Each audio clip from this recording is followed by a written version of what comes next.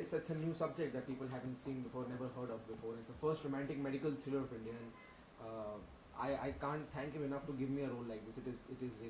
It is an outstanding role, and I hope that when people watch the film on the 7th of Feb, they feel the same way about my role also. It was an amazing experience. I'm very grateful to Shekharji, to Adyan. I've got to learn so much through this film, and I'm very grateful to Shekharji, who had asked me to do the role. It's an amazing role. It's really tough, and it was a strong role. I think every character in this film has a strong role, strong characters. यहाँ की लड़की को जब मैंने audition किया तो वो एक दो लाइन के बाद तप्पम फप्पम पप्पम सब लाइन भूल जाती थी, और बाहर की एक लड़की आके इतने खूबसूरती से उसको अडेप्ट कर लेती है और फिर तरीके से बोलती है और शूटिंग में कोई तकलीफ नहीं होती. I think it's a big achievement, क्योंकि एक एक्टर जब भाषा में उलझ जाता है, लैंग्वेज को मास्टर करने की कोशिश करता है, उसके परफॉर्मेंस निकल जाती है. यहाँ दोनों चीजें, भाषा को समझ के सिर्फ रट के बोल नहीं रही थी, समझ के उसको बोल रही थी, समझ के परफॉर्म कर रही थी. उसमें परफॉर्मेंस में बहुत फर्क आता है.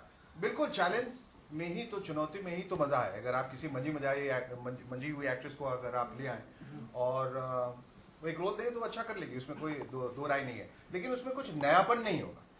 कई जगह क्या है, लोग काम करते करते इतने अच्छे हो जाते हैं कि कुछ नया करने की कोशिश नहीं करते, वो कंप्लेसेंट हो जाते हैं.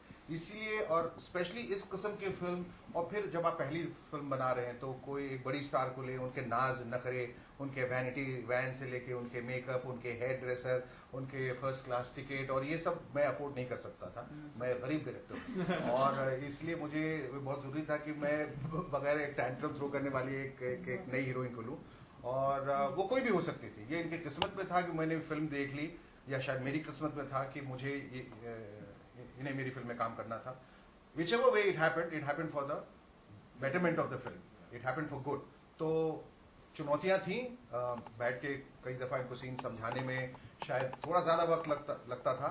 हिंदुस्तानियों को कम लगता क्योंकि उनको भाषा ज्ञान है, लेकिन परिणाम अगर अच्छा हो, नतीजा अच्छा हो तो 100 खून माफ है.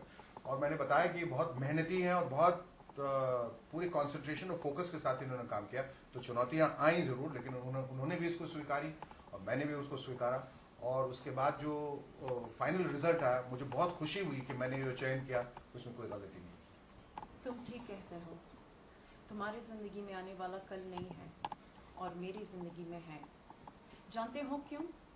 क्योंकि तुम जिंदगी को सालों में गिनते हो और मैं लम्हों में. मैं हर पल जिंदगी के इंतजार में गुजारती हूँ और तुम मौत के.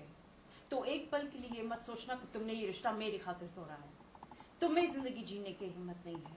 तुम बुज़दिल हो.